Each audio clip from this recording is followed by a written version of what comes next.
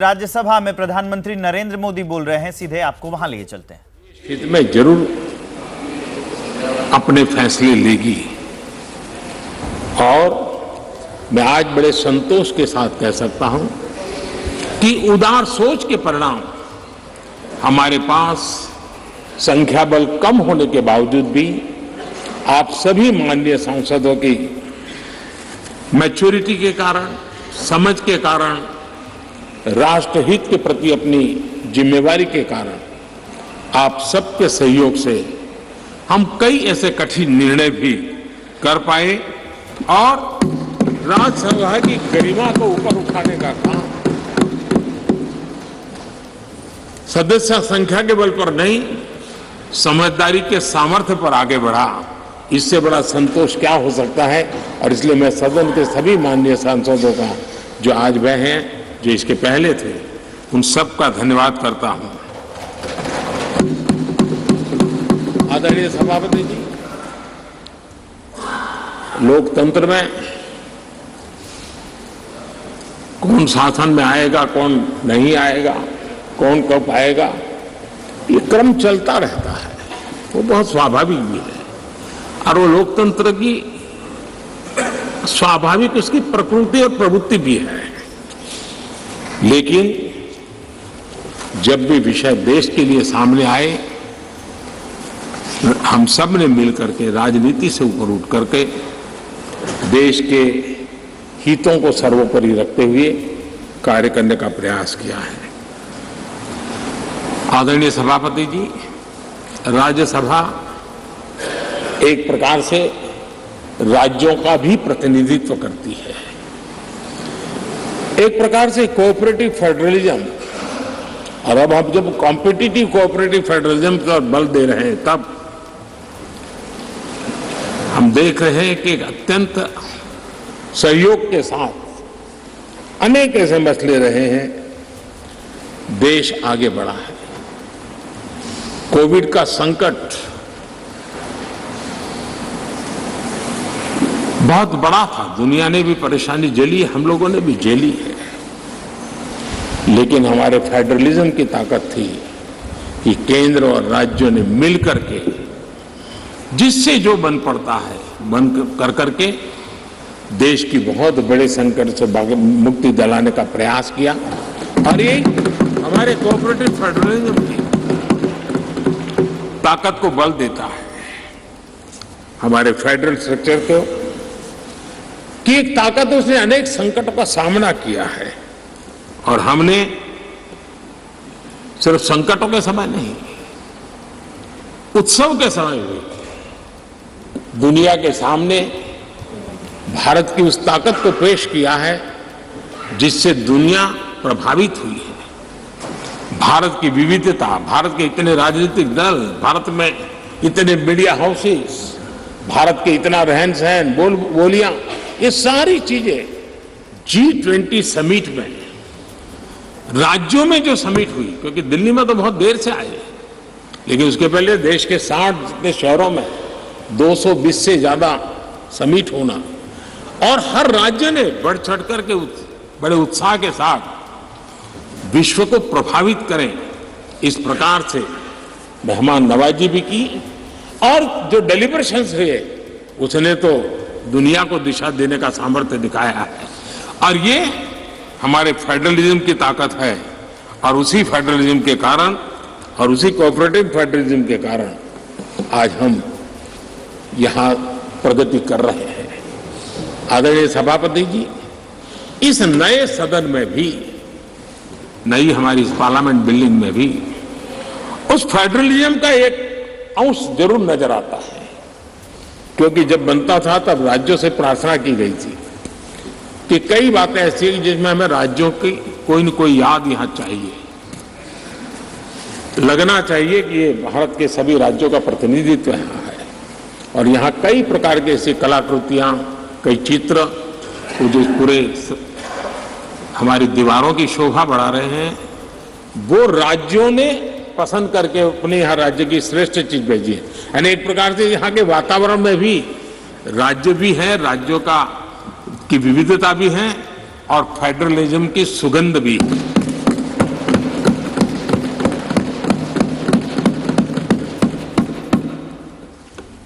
आदरणीय सभापति जी, टेक्नोलॉजी ने जीवन को बहुत तेजी से प्रभावित किया है। पहले जो टेक्नोलॉजी में बदलाव आते में 50 साल लग जाते थे, वो आजकल कुछ हफ्तों में आ जाते हैं। आधुनिकता अनिवार्यता बन गई है और आधुनिकता को मैच करने के लिए हमने अपने आप को भी निरंतर डायनेमिक रूप से आगे बढ़ाना ही पड़ेगा। तब जाकर के उस आधुनिकता के साथ हम कदम से कदम मिलाकर के आगे बढ़ सकते हैं।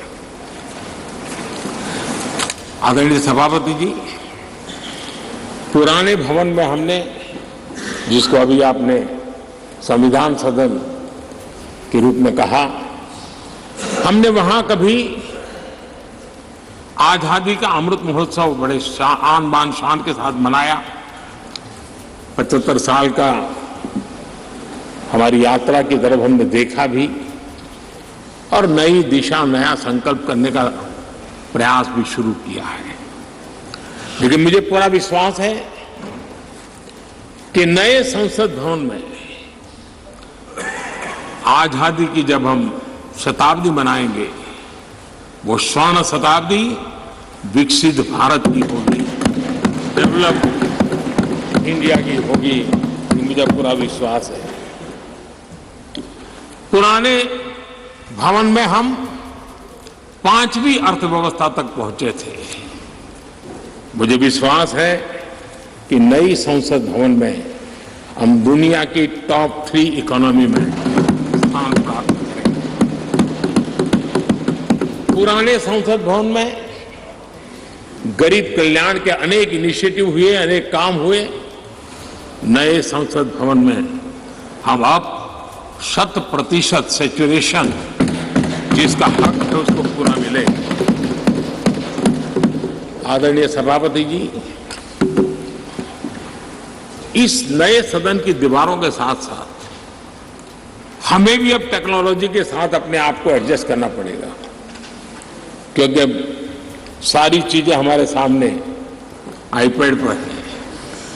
मैं तो प्रार्थना करूंगा कि बहुत से माननीय सदस्यों को अगर कल कुछ समय निकाल करके उनकी अगर परिचित करा दिया जाए टेक्नोलॉजी से, तो उनकी सुविधा रहेगी। वहाँ बैठेंगे, अपनी स्क्रीन भी देखेंगे, ये स्क्रीन भी देखेंगे, और टेक्नोलॉजी वाले अगर, तो हो सकता है कि उनको कठिनाई ना आए। तो आज मैं अभी लोकसभा में था तो कई साथियों को इन चीज़ों को ऑपरेट करने में दिक्कत हो रही थी। तो ये हम सबका दायित्व है कि हम उसमें सबकी मदद करें। तो कल कुछ समय निकाल करके अगर ये हो सकता है तो अच्छा होगा।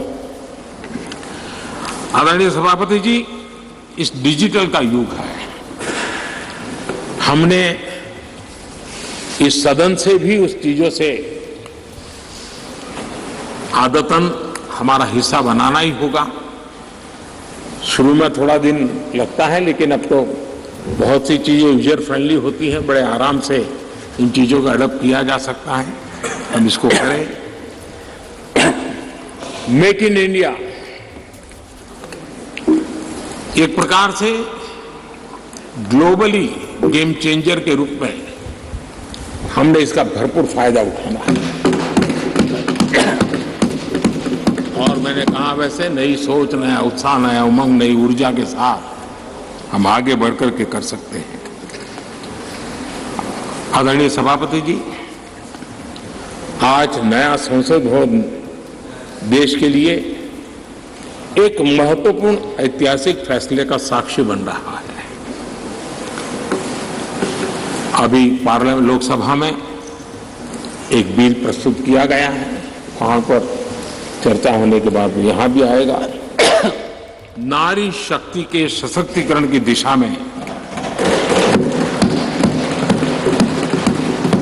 जो पिछले अनेक वर्षों से महत्वपूर्ण कदम उठाए गए हैं, उसमें एक अत्यंत महत्वपूर्ण कदम आज हम सब मिलकर के उठाने जा रहे हैं। सरकार का प्रयास रहा ईज ऑफ लिविंग का, क्वालिटी ऑफ लाइफ का। और जब ease of living, quality of life की बात करते हैं तो उसकी पहली हकदार हमारी बहनें होती हैं, हमारी नारी होती है, क्योंकि उसी को सब चीजें झेलनी पड़ती है। और इसलिए हमारी प्रयास रहा है और राष्ट्र निर्माण की उनकी भूमिका बढ़े, ये भी हमारी उतनी ही जिम्मेवारी है। अनेक नए नए सेक्टर्स हैं जिसमें महिलाओं की शक्ति, महिलाओं की भागीदारी निरंतर सुनिश्चित की जा रही है। माइनिंग में बहनें काम कर सके, निर्णय हमारे ही सांसदों की मदद से हुआ। हमने सैनिक स्कूलों को बेटियों के लिए दरवाजे खोल दिए, क्योंकि बेटियों में जो सामर्थ्य है उस सामर्थ्य को अब अवसर मिलना चाहिए। उनके लिए मन में इफ्स एंड बट्स का युग खत्म हो चुका है। हम जितना सामर्थ्य, हम जितनी सुविधा देंगी उतनी सामर्थ्य हमारी मातृशक्ति, हमारी बेटियां, हमारी बहनें दिखाएंगी। बेटी बचाओ बेटी पढ़ाओ का अभियान वो कोई सरकारी कार्यक्रम नहीं है, समाज ने इसे अपना बनाया है। और बेटियों का मान सम्मान की दिशा में समाज में एक भाव पैदा हुआ है। मुद्रा योजना हो, जनधन योजना हो, महिलाओं ने बढ़ चढ़ करके इसका लाभ उठाया है। फाइनेंशियल इंक्लूजन के अंदर आज भारत में महिलाओं का सक्रिय योगदान नजर आ रहा है। ये अपने आप में मैं समझता हूं उनके परिवार के जीवन में भी उनके सामर्थ्य को प्रकट करता है, जो सामर्थ्य अब राष्ट्र जीवन में भी प्रकट होने का वक्त आ चुका है। हमारी कोशिश रही है कि हमारे माताओं बहनों के स्वास्थ्य को ध्यान में रखते हुए उज्ज्वला योजना, हमें मालूम है गैस सिलेंडर के लिए पहले एमपी के घर के चक्कर काटने पड़ते थे, गरीब परिवारों तक उसको पहुंचाना, मैं जानता हूं बहुत बड़ा आर्थिक बोझ है, लेकिन महिलाओं के जीवन को ध्यान में रखते हुए उस काम को किया। महिलाओं के सम्मान के लिए ट्रिपल तलाक लंबे अरसे से राजनीतिक दृष्टि से राजनीतिक लाभालाभ का शिकार हो चुका था, इतना बड़ा मानवीय निर्णय, लेकिन हम सभी माननीय सांसदों की मदद से उसको कर पाया। नारी सुरक्षा के लिए कड़े कानून बनाने का काम भी हम सब कर पाए हैं। विमेन लेड डेवलपमेंट G20 की सबसे बड़ी चर्चा का विषय रहा और दुनिया के कई देश हैं जिनके लिए विमेन लेड डेवलपमेंट विषय थोड़ा सा नया सा अनुभव होता था, और जब उनकी चर्चा में सुर आते थे कुछ अलग सी सुर सुनने को मिलते थे। लेकिन G20 के डिक्लेरेशन में सबने मिलकर के विमेन लेड डेवलपमेंट के विषय को अब भारत से दुनिया की तरफ पहुंचा है, ये हम सब के लिए गर्व है। आदरणीय सभापति जी, इसी बैकग्राउंड में लंबे अरसे से विधानसभा और लोकसभा में सीधे चुनाव में बहनों की भागीदारी सुनिश्चित करने का विषय है, और ये बहुत समय से आरक्षण की चर्चा चली थी। हर किसी ने कुछ न कुछ प्रयास किया है, लेकिन और ये 1996 से इसकी शुरुआत हुई है, और अटल जी के समय तो कई बार बिल लाए गए, लेकिन नंबर कम पड़ते थे, कुछ उग्र विरोध का भी वातावरण रहता था, एक महत्वपूर्ण काम करने में काफी असुविधा होती थी। लेकिन जब नए सदन में आए हैं, नया होने का एक उमंग भी होता है, तो मुझे विश्वास है कि ये जो लंबे अरसे से चर्चा में रहा विषय है, अब इसको हमने कानून बना करके हमारे देश की विकास यात्रा में नारी शक्ति की भागीदारी सुनिश्चित करने का समय है।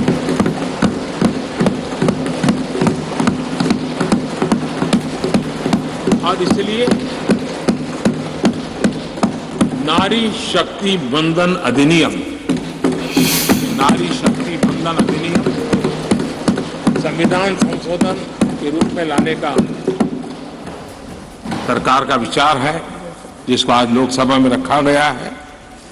कल लोकसभा में इसकी चर्चा होगी और इसके बाद राज्यसभा में भी आएगा। मैं आज आप सबसे प्रार्थना करता हूं कि एक ऐसा विषय है जिसको अगर हम सर्वसम्मति से आगे बढ़ाएंगे तो सच अर्थ में वो शक्ति अनेक गुना बढ़ जाएगी। और जब भी बिल हम सबके सामने आए तब मैं राज्यसभा के सभी मेरे माननीय सांसद साथियों से आज आग्रह करने आया हूं कि हम सर्वसम्मति से जब भी उसकी निर्णय करने का अवसर आए आने वाले 1-2 दिन में आप सबके सहयोग की अपेक्षा साथ मैं मेरी वाणी को विराम देता हूं। बहुत बहुत धन्यवाद।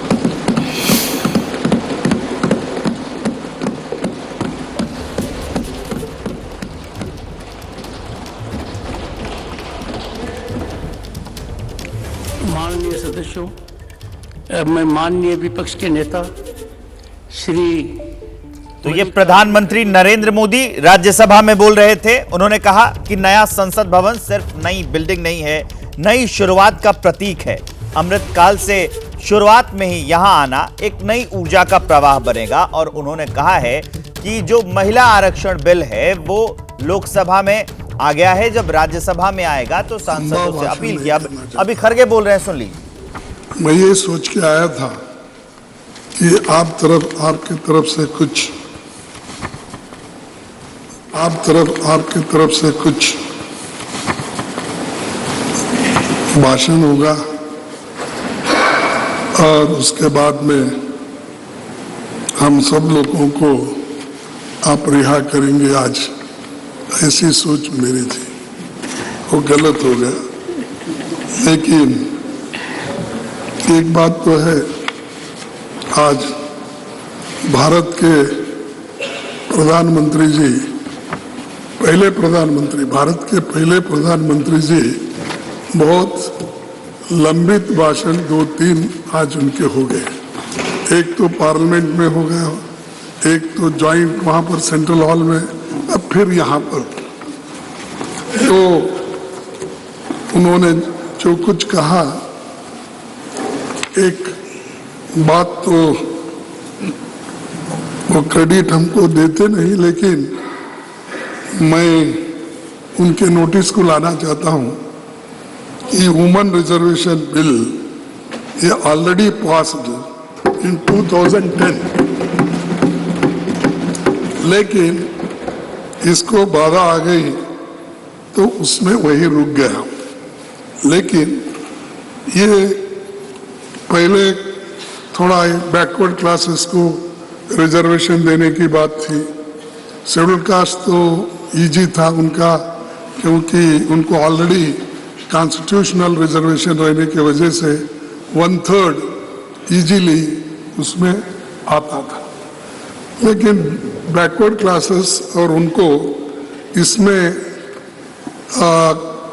जरा थोड़ी सी आगे पीछे होने का संभव इसलिए है कि अनलेस कॉन्स्टिट्यूशनल अमेंडमेंट 1/3 बैकवर्ड को देने का अगर नहीं होता तो नेचुरली वहाँ के महिलाओं को नहीं मिलता। और अगर आप नहीं करेंगे तो सिर्फ उन बैकवर्ड क्लासेस को अन्याय होगा।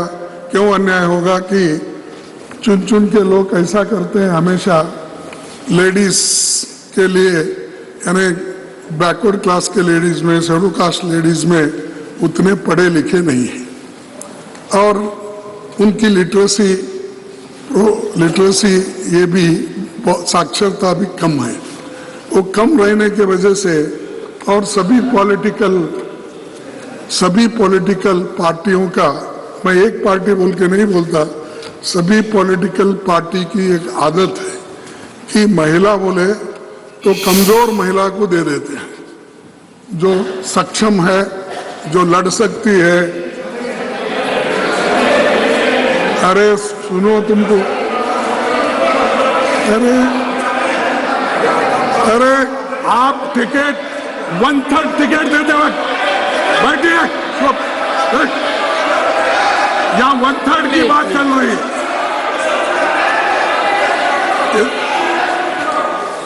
यहाँ 1/3 की बात चल रही है। मुझे मालूम है शेड्यूल कास्ट के लोगों को, बैकवर्ड के लोगों को किस ढंग से पार्टियां चुनती है, मैंने तो वो बोल रहा हूं, कुछ नहीं कुछ।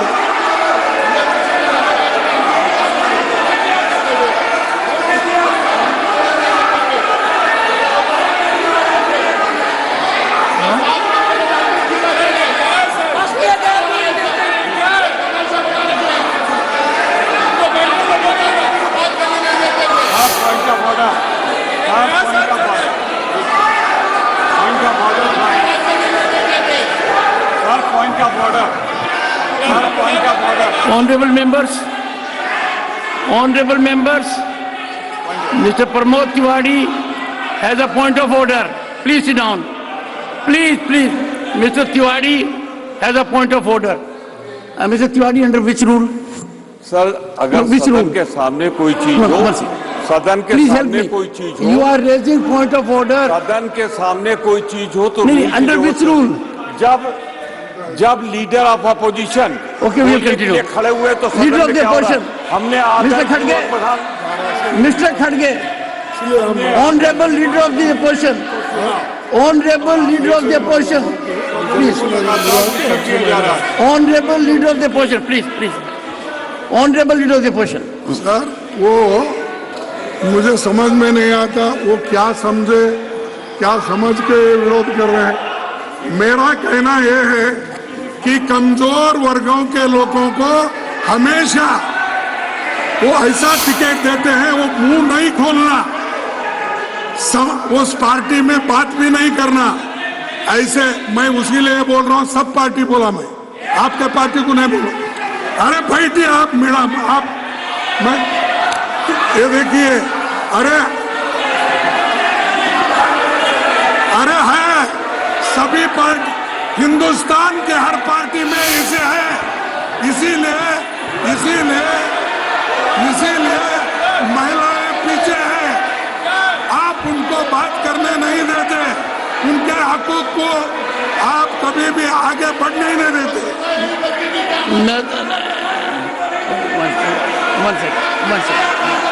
One second. Please, honorable members, 1 second. One second. I'll come to you. Please, honorable finance minister. Honorable finance minister. Sir, I'm sorry. I respect the. Excuse me. Please. Sir, we respect the leader of the opposition, but to make a sweeping statement that all parties choose women who are not effective is absolutely unacceptable. I speak on behalf of all our women. We've all been empowered by our party, by our Prime Minister. Rashtrapati Draupadi Murmu ji is an empowered woman. Every MP of my party is an empowered woman. To make a sweeping statement, it might represent their party, although it had women presidents for their party. In spite of that, they can't have women who are empowered. But I object to him making a sweeping generalization of all parties. Leader of the opposition, please. ये पिछड़ी हुए महिलाओं को, schedule caste महिलाओं को ऐसा मौका नहीं मिलता जैसा इनको मिल रहा है, ये हम बोल रहे हैं। इसीलिए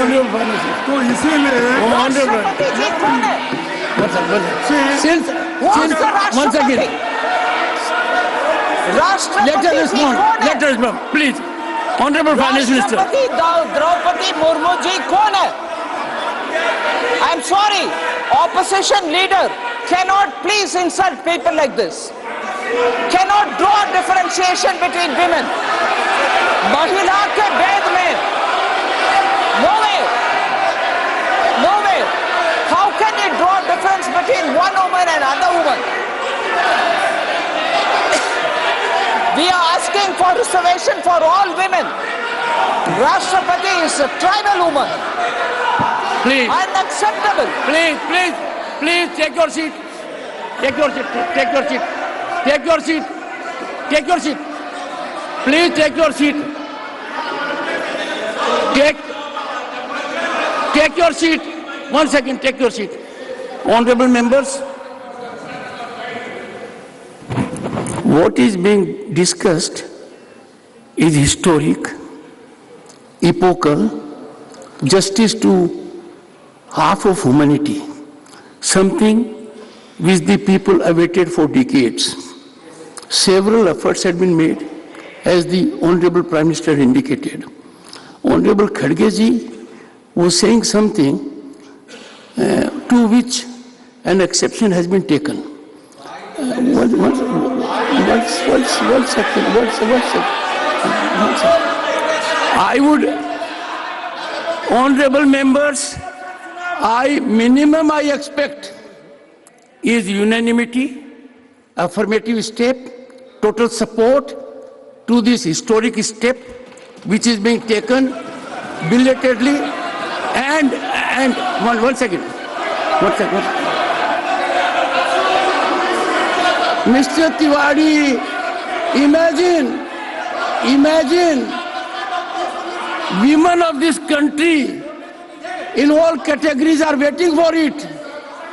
They look up to us. We are the upper house. We are the house of elders. If we don't come to support such an affirmative legislation, all right. So I give the floor. No one else. Leader of the opposition. No one. Nothing will go on record. Leader of the opposition. Please go ahead. Sir thank you. And sir, I will urge you. मेरा कहना यही है, मैं हाथ जोड़ के विनती करता हूँ। इस बिल का तो मैं स्वागत करता हूँ। एक सेकंड, मैं हाथ जोड़ के विनती करता हूँ। ये मुद्दा अत्यंत महत्वपूर्ण है, पूरी दुनिया की नजर है। 50% ह्यूमैनिटी के साथ न्याय हो रहा है। कई प्रयास हुए, लंबे समय से प्रयास हुए।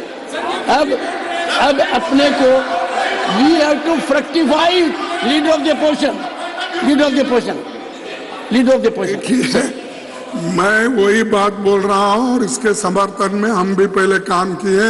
2010 में इसको तैयार करने में पूरी कोशिश, इस पे लिख के बोल रहा हूँ। अगर ये फेडरल स्ट्रक्चर के बारे में या फेडरलिज्म के बारे में अगर वो बात नहीं किए, अगर वो कहे तो मैं विड्रॉ कर लेता हूँ।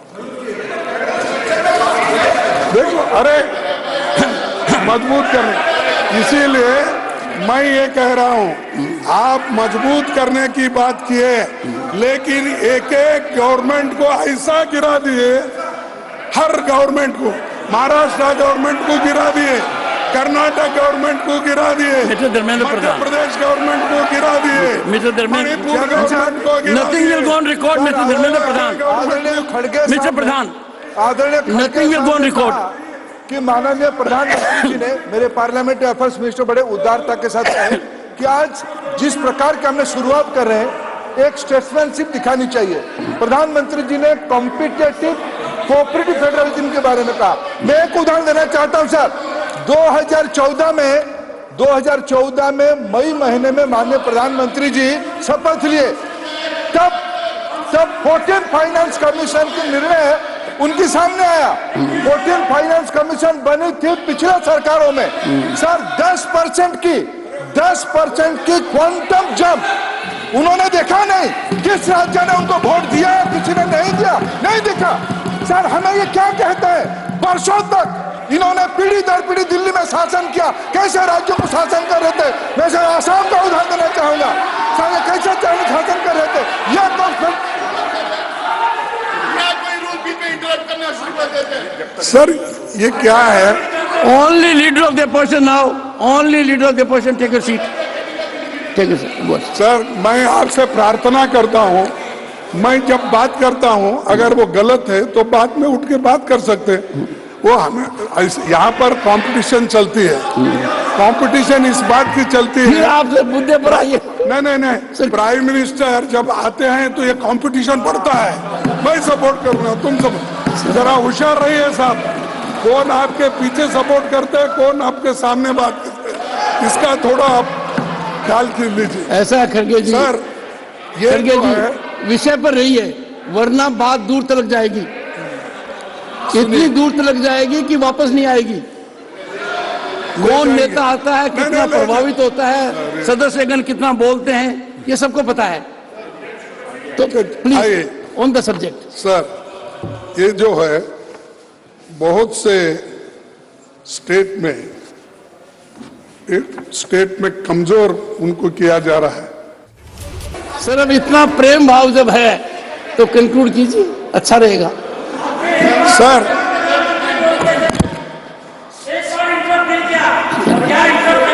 This is not the way to shout. No no, don't get into this habit, don't get into this habit, don't get into this habit. You do it repeatedly.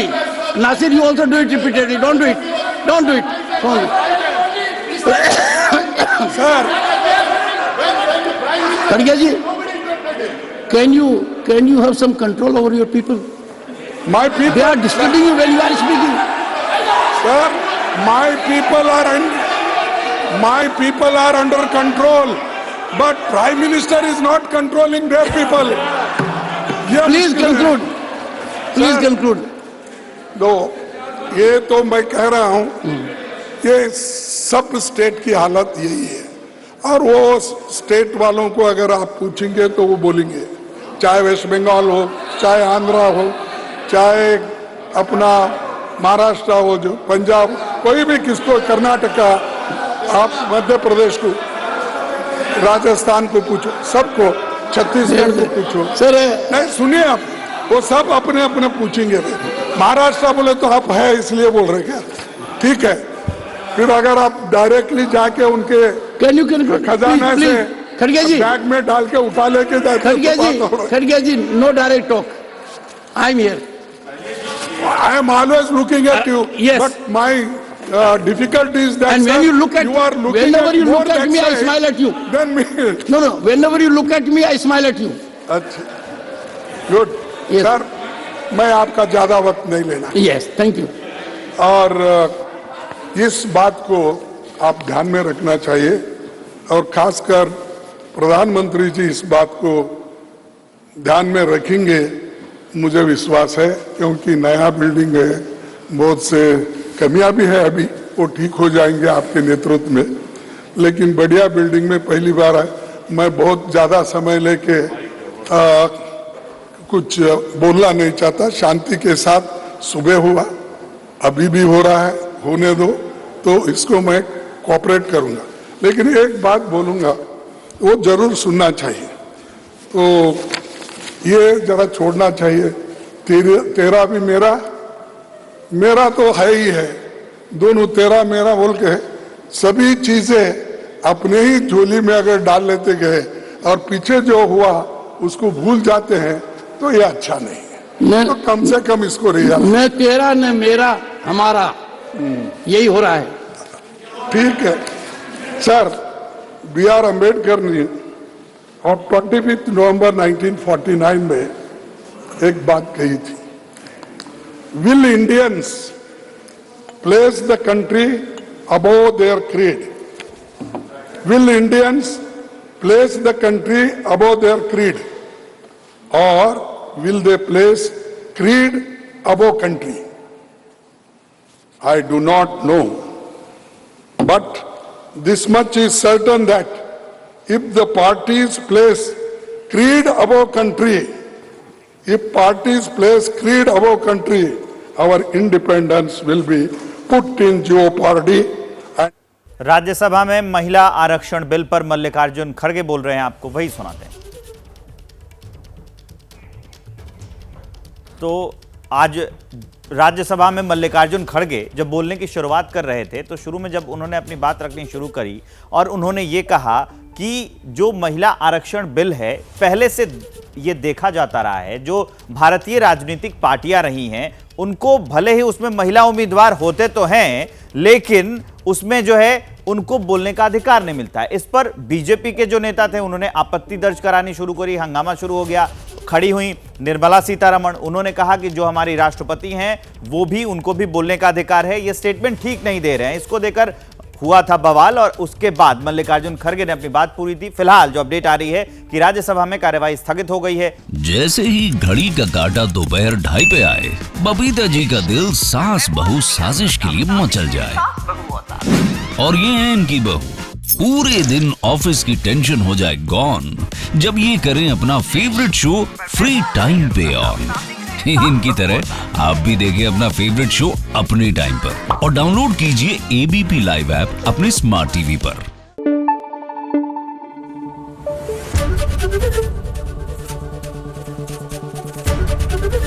ABP news आपको रखे आगे।